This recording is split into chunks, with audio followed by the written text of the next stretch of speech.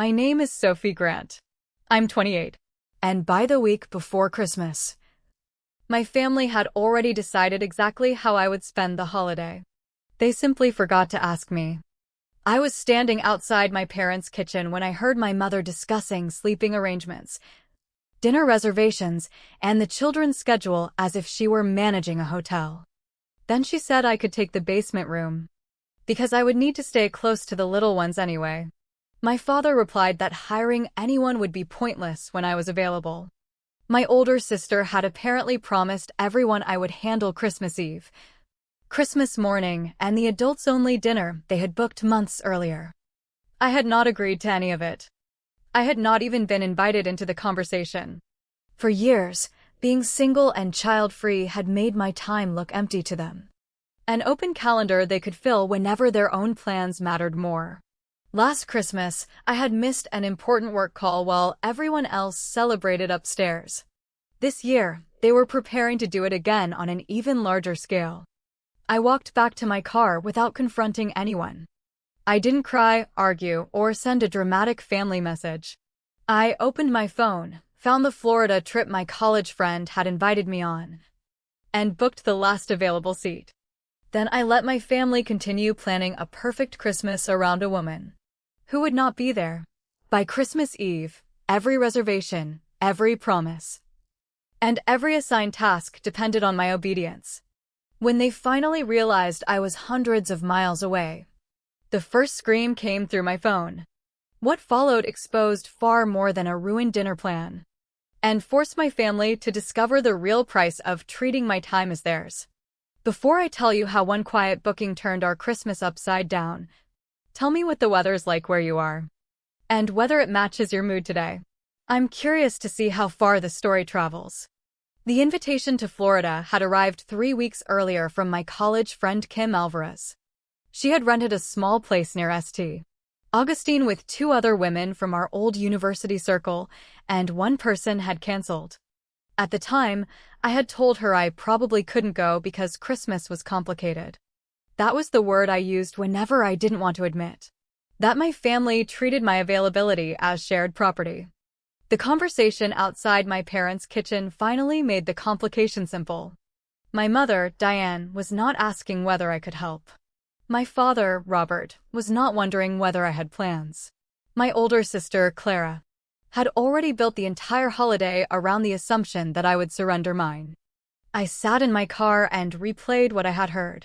Clara and her husband, Eric, were bringing their 3 children on December 23rd. 2 cousins were coming the next day with 4 more. My parents had booked an adults-only dinner at a downtown hotel, and Clara had arranged a long salon appointment before it. Their original childcare reservation had been canceled. According to my father, paying holiday rates would be ridiculous when Sophie could do it. The ease with which he said my name bothered me more than the plan itself. He sounded as though he were referring to a folding table stored in the garage. Something useful, familiar, and already owned. I wish I could say this was the first time.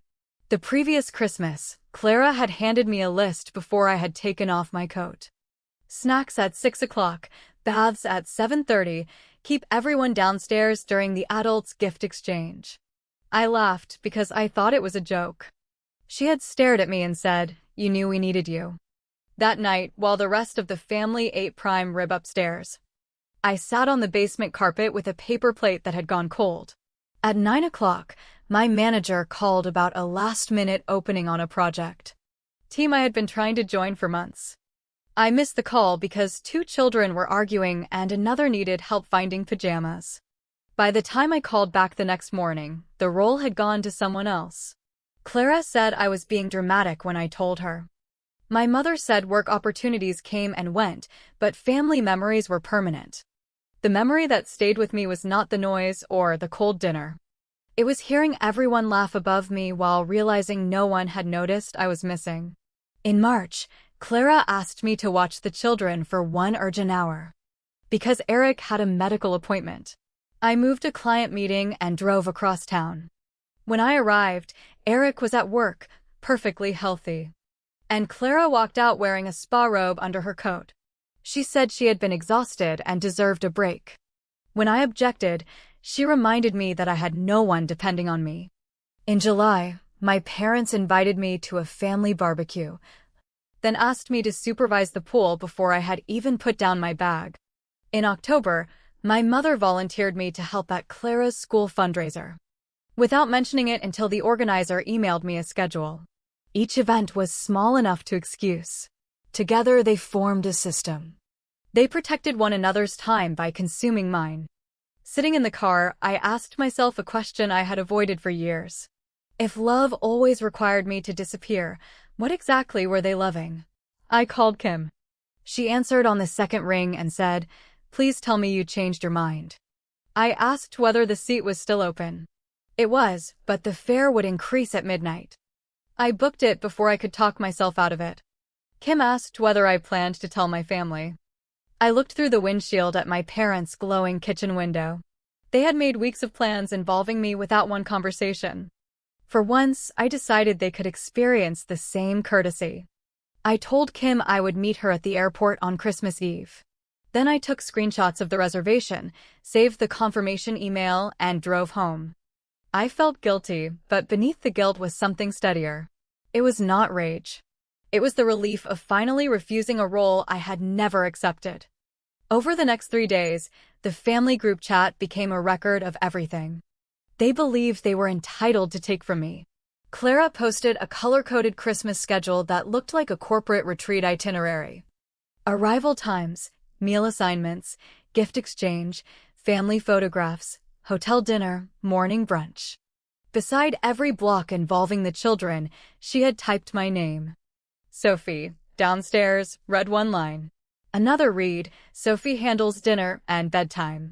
Christmas morning included a 4-hour window labeled Sophie with kids while adults rest. No one asked whether the schedule worked for me. My mother replied with 3 heart emojis. My father wrote, "Perfect. This will save us a fortune." I stared at those messages for a long time.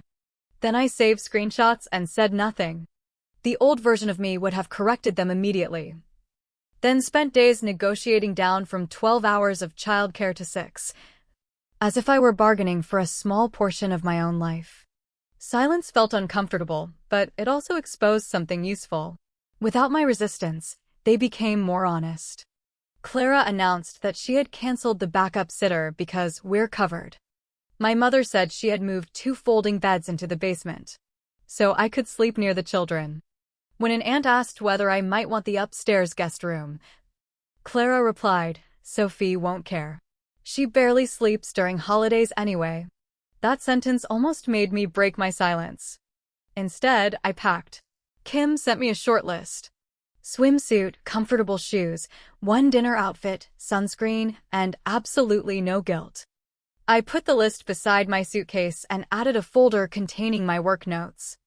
I had a professional certification exam in early January, and Florida would give me quiet mornings to prepare. That detail mattered. The trip was not merely an escape from my family. It was a choice in favor of the future they kept asking me to postpone. On Thursday, my father called while I was wrapping gifts. He did not ask when I was arriving.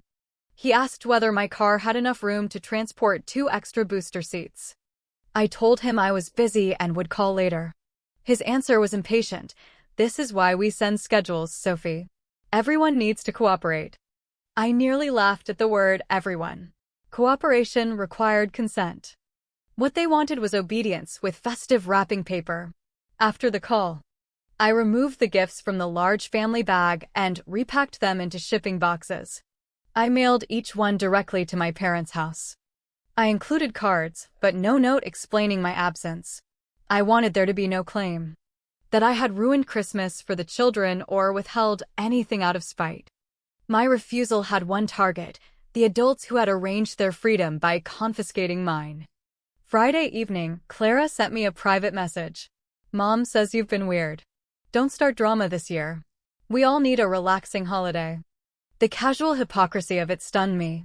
Clara wanted relaxation so badly that she had assigned me almost 20 hours of unpaid work. I typed several answers and deleted them. Finally, I wrote, "You should confirm every part of your plan with the people involved." She responded with a laughing emoji. You're involved. Your family.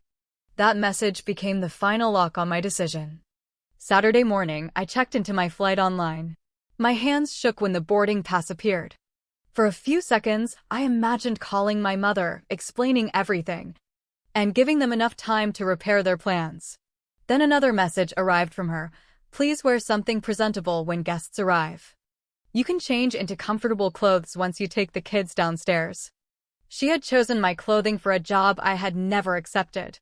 I put my phone face down. The temptation to warn them was not kindness anymore. It was conditioning. They had trained me to protect them from the consequences of ignoring me. That afternoon, Kim called to confirm our meeting point at the airport. She heard the tension in my voice and asked whether I was afraid they would be angry. I said yes. She asked whether their anger meant I had done something wrong. I could not answer immediately. That question stayed with me while I zipped my suitcase. On Sunday, the day before Christmas Eve, my mother left a voicemail reminding me to arrive by 10 in the morning and bring the patient attitude everyone loves about you. I listened twice. Not because it was sweet, but because it revealed the role they had written for me. Patient, useful, quiet, and endlessly available. I saved the voicemail with the screenshots. Then I turned off location sharing on my phone, scheduled a car to the airport, and placed my suitcase beside the door. I was no longer wondering whether they would be angry. I was wondering what they would reveal once I stopped making their selfishness convenient. Christmas Eve began at 6:00 in the morning with my mother calling twice before my alarm. I let both calls go to voicemail while I showered and dressed. Her first message was practical. Traffic would be heavy, so I should leave early. Her second was sharper. Clara had changed her salon appointment and needed me by 9:30.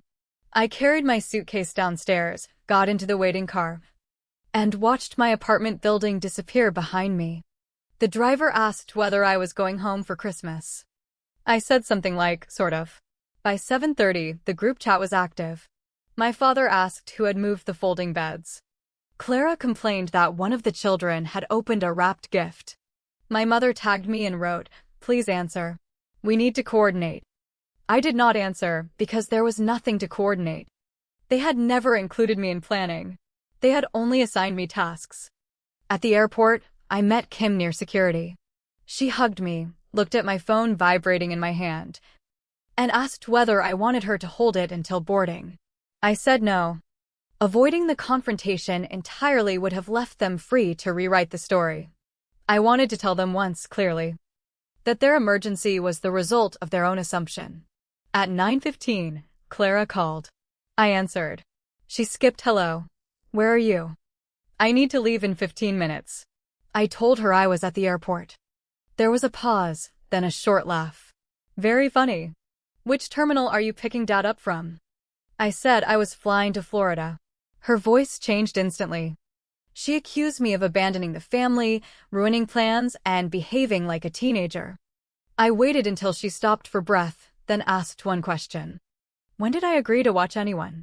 She said, everyone knew you always did it. I told her habit was not consent.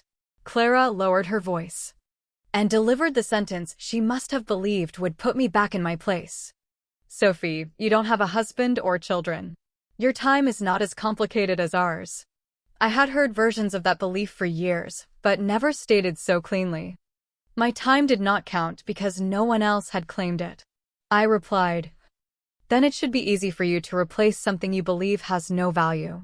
She called me cruel and said she would tell Mom. You won't have to, I said. She's calling now. I ended the call and answered my mother. Her first words were exactly as frantic as I had expected. Why aren't you here yet? Everyone is waiting. Behind her, people were talking over one another. A child was crying about missing shoes. My father shouted that the caterer had arrived 2 hours early. Clara was demanding car keys. I looked through the terminal window at the plane being prepared and felt something inside me become very calm. Don't wait up, I said. I'm enjoying my own vacation. For a second, my mother made no sound. Then chaos erupted behind her. Clara yelled that I had done this deliberately. My father asked whether the hotel would refund 6 dinner reservations. Someone knocked over a tray, and my mother snapped at everyone to be quiet. When she spoke again, her voice was low and furious. "You knew we were depending on you. You were depending on an agreement you never made," I said. "We are your family." Family members ask. She said the sitter had been cancelled because Clara assured them I was available. Then Clara shouted from the background. That mom had been the one to say I could not possibly have better plans. Their perfect united front cracked in less than a minute. My mother tried another approach. She said my father had paid a non-refundable deposit for the adults-only dinner. Clara had paid for a salon package. Relatives were already arriving.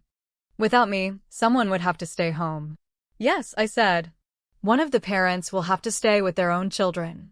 She reacted as if I had suggested something outrageous. Then she said, "After everything we've done for you, this is how you repay us?" I could have listed every holiday, every weekend, every canceled meeting, cold plate, and last-minute demand. Instead, I kept my answer simple. I am not repaying you. I am declining unpaid work. My father took the phone. He ordered me to change my flight and promised to reimburse the fee later. I told him boarding would begin soon. He said if I got on that plane, I should not expect the family to forget it. "I hope you don't," I replied. "I hope you remember to ask next time." He called my response disrespectful. Then an aunt's voice rose in the background, asking why they had canceled professional childcare without confirming with me. My father told her it was none of her business. She answered loudly enough for me to hear, "You made it everyone's business when you invited us into this mess." That was the moment the argument shifted. Until then, my parents and Clara had assumed they could present me as selfish and receive instant support. Instead, the relatives were beginning to ask questions. My mother grabbed the phone again and demanded that I explain what I had told people. I said I had told no one anything, their own schedule was in the group chat. She went silent. I could hear Clara whispering, "Delete it." I took a screenshot before the message disappeared. Kim touched my arm and pointed toward our boarding group. I told my mother I had to go. She said, "Sophie, if you hang up, do not call me when you regret this." I looked at the gate. Then at the saved schedule showing my name beside every task. "The only thing I regret," I said, "is teaching you that I would always say yes." I ended the call, turned off my phone, and boarded the plane. When we landed in Florida, I turned my phone on and found 43 messages. The family group chat had divided into 3 camps. My parents insisted I had canceled at the last minute. Clara claimed I had promised her privately. Several relatives asked them to produce the message where I had agreed. They could not.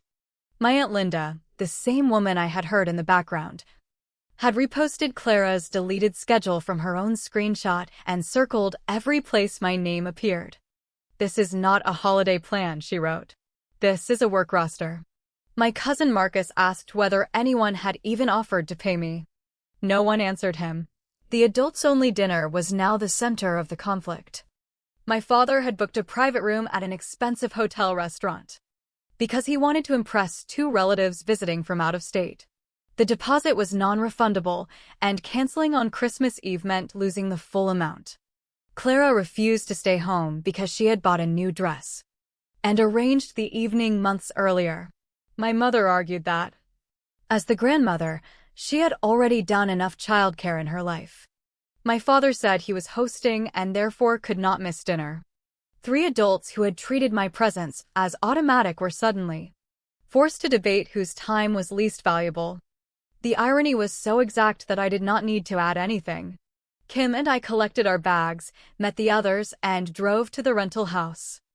I had imagined feeling triumphant. Instead, I felt raw and strangely watchful, as though someone might appear and tell me the trip had been canceled. Because my family needed me. Kim noticed me checking my phone every few minutes. She asked what I was looking for. "Proof that I'm the villain," I admitted. She said, "They may call you one. That does not make it true." At the house, I received a private message from Clara. "Send the screenshots you took. Mom is blaming me." I stared at it. She was not apologizing. She wanted evidence to redirect the blame. I replied, The screenshots show all three of you participating. She immediately called. I declined. Then my father sent a message saying an emergency childcare agency could provide 2 caregivers. But the holiday rate, transportation charge, and same-day booking fee totaled nearly $2,000. He expected Clara and Eric to pay half. Clara replied that my parents had created the problem by volunteering me. My mother replied that Clara had assured them I would comply. Eric, who had been almost silent until then, asked why his wife had canceled the original sitter before speaking to me. Clara told him not to discuss private matters in the family chat. He answered, "You made Sophie's private time a family resource. We can discuss the bill here too." That sentence changed the tone again. By late afternoon, the agency required immediate payment or it would release the reservation. My father paid, then posted that Christmas was becoming financially absurd. Aunt Linda responded, "It became expensive when you discovered Sophie's labor had market value." I read that line 3 times. For years, the family had framed my unpaid help as affection. The moment strangers charged for the same work, everyone understood it was labor. They simply hadn't wanted to acknowledge that when the worker was me. My mother called again. This time she sounded controlled, which was more dangerous than shouting.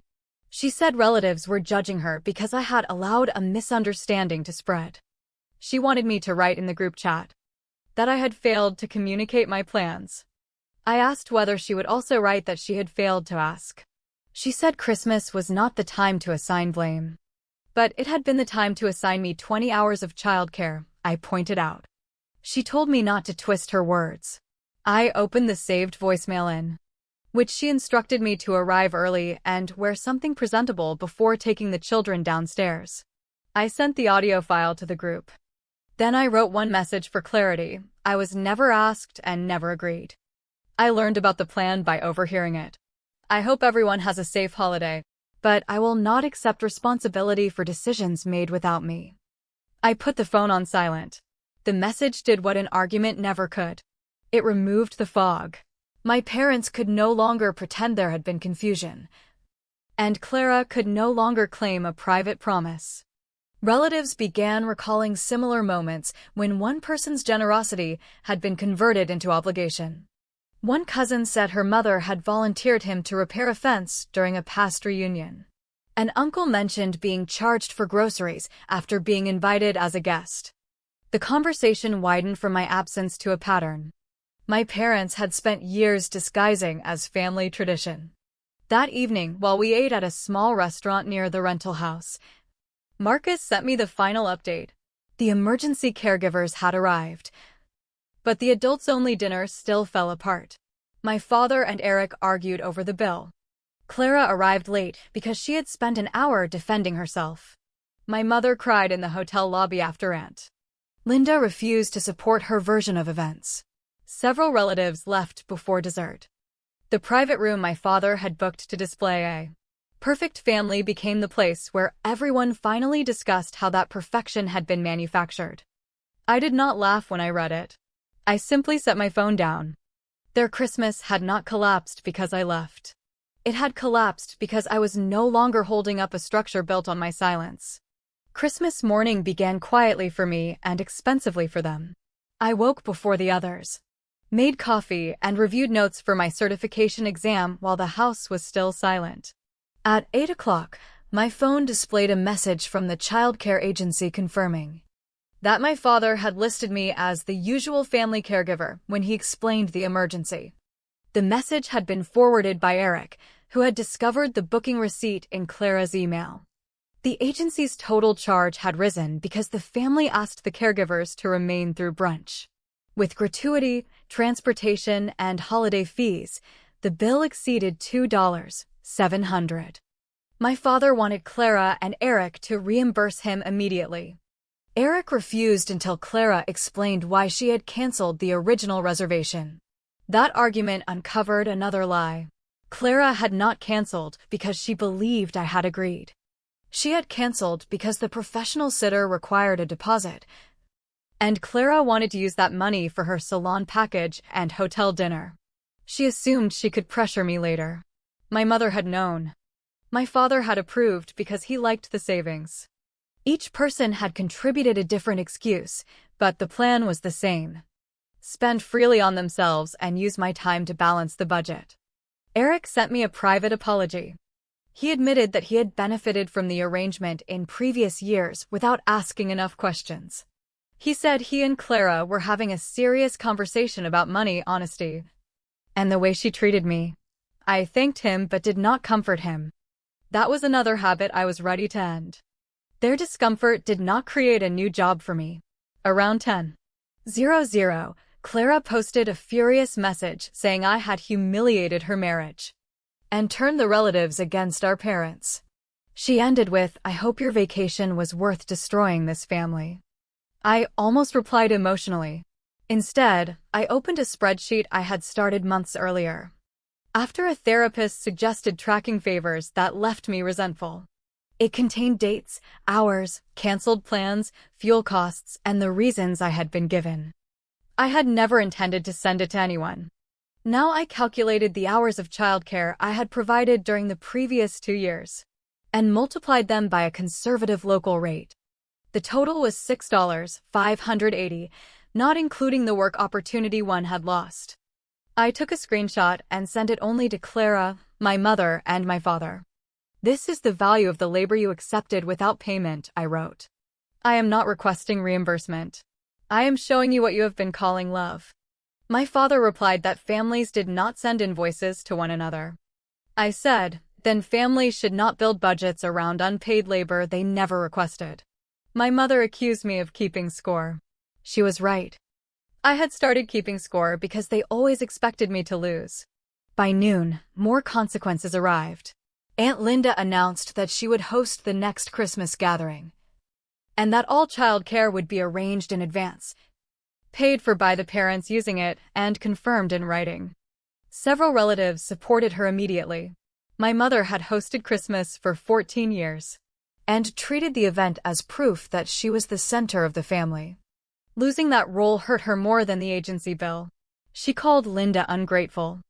Linda answered that hospitality was not hospitality when one guest was secretly made to work. My father then withdrew from the group chat, but not before accusing everyone of overreacting. Marcus forwarded a final exchange from the hotel. One visiting relative had asked why I was absent, and my mother had said I preferred beaches to family. Linda played the voicemail I had shared.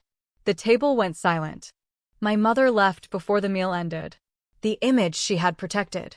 Generous hostess, devoted mother, perfect Christmas organizer, did not survive contact with her own words. I felt the old impulse to call and repair the damage. Then I asked myself, why was I responsible for protecting a reputation that depended on hiding how I was treated? I put the phone away. Kim and I spent the afternoon walking through a holiday market, then returned to the house for dinner. I did not need their celebration to fail completely. I needed the truth to remain visible long enough that they could not push me back into place. That night, my mother sent one final message: "We need to meet when you return. There will be consequences." I read it without fear.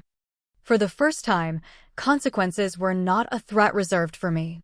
They were already sitting at my parents' table, printed on a childcare receipt, repeated in the family chat, and reflected in every relative who now understood what their perfect holidays had cost me. I returned to Austin 4 days after Christmas with a completed study plan, a sunburn on one shoulder, and no intention of apologizing. My parents asked me to come to their house that evening. I agreed on one condition. Clara and Eric would be there, and no one would interrupt while I spoke. When I arrived, the folding beds were still stacked in the hallway. The house looked ordinary, but the room felt different. My father had the agency receipt on the table. My mother's eyes were swollen. Clara sat beside Eric with her arms crossed, and for once, she did not look confident that the family would automatically support her. My father began by saying my behavior had been immature. I placed printed copies of the group schedule, the deleted message, my mother's voicemail transcript, and Clara's private claim that my time mattered less on the table. "We can discuss my behavior," I said, "after we agree on what happened." My mother tried to call it a misunderstanding. Clara blamed my mother for volunteering me. My father blamed Clara for canceling the sitter. I let them speak until the accusations circled back to me. Then I said the difference between them was not innocence. It was who expected to avoid the bill. I told them my boundaries. They would never volunteer my time again. Any request for help had to be made directly, with reasonable notice, and no would be accepted without punishment. I would not sleep in the basement to stay near the children. I would not miss work, exams, trips, or rest because another adult had planned around my compliance. Most importantly, they would correct the story with the entire family. My mother objected immediately. She said she had already been embarrassed enough. Embarrassment is not the same as accountability, I replied. Clara said I was enjoying this. I told her I had enjoyed Florida. This meeting was simply the price of having a relationship with me. Eric asked what correction I wanted. I handed them a short statement. Sophie was never asked to provide childcare and never agreed. We made plans based on an assumption, canceled paid help, and blamed her when our plan failed. That was wrong. My father refused to send it. I stood and picked up my coat. My mother panicked when she realized I was willing to leave without another argument. She asked whether I was cutting them off. I said their next choice would answer that question. For several seconds, no one moved. Then Eric took out his phone and sent the statement from his account, adding that he had benefited from the assumption and apologized. Clara stared at him, furious, but the message was already delivered. Aunt Linda replied with a single sentence, "Thank you for finally telling the truth." My mother sent the statement 10 minutes later. My father waited until the next morning. The apology did not repair everything, and I did not pretend it did. Clara and Eric entered counseling after the fight over the canceled sitter and hidden spending. They reimbursed my parents for half of the emergency agency bill, which meant Clara's planned winter getaway was canceled. My father paid the remaining half and lost the hotel deposit. My mother was no longer hosting the next family Christmas, and several relatives stopped allowing her to assign tasks on their behalf. These were not punishments I created. They were costs that had always existed, finally returned to the people who incurred them. Clara did not speak to me for nearly 2 months. When she eventually called, she did not begin with an apology. She asked whether I understood how difficult parenting was. I told her I did, which was exactly why she should respect the time of anyone she asked to help. She went quiet, then admitted she had assumed I would always give in because I always had. That was the closest she came to honesty. I told her I was open to rebuilding our relationship, but not the old arrangement. The next time she asked me to babysit, she did it 3 weeks in advance, offered to pay, and accepted my refusal without complaint. My parents changed more slowly. My mother still used phrases like, "after everything we have done," but they no longer moved me. My father became careful about group schedules. He had learned that writing someone's name in a box did not create consent. In January, I passed my certification exam. The qualification helped me earn the project role I had missed the previous year, along with a raise that covered the entire Florida trip several times over. Kim sent me a message saying the vacation had been the best last-minute decision we had ever made. She was wrong about one part. It had not been last minute. It had been years overdue. People sometimes call what I did revenge. And perhaps it was. I did not sabotage a dinner, expose a secret, or invent a punishment. I simply removed the free labor. That allowed everyone else to avoid the consequences of their choices. The chaos behind my mother's voice on Christmas Eve was not something I created. It was the sound of entitlement discovering its real price. For years, my family had confused my patience with permission. That Christmas, I gave them the one gift they had never expected from me. A boundary they could not return. We appreciate you staying with us through the story. This video is completely fictional and created only for educational entertainment and reflection. We hope it's a reminder that not everyone deserves the chance to explain after they ignored every chance to care, and that sometimes explanation comes too late. and your peace becomes more important than reopening the conversation.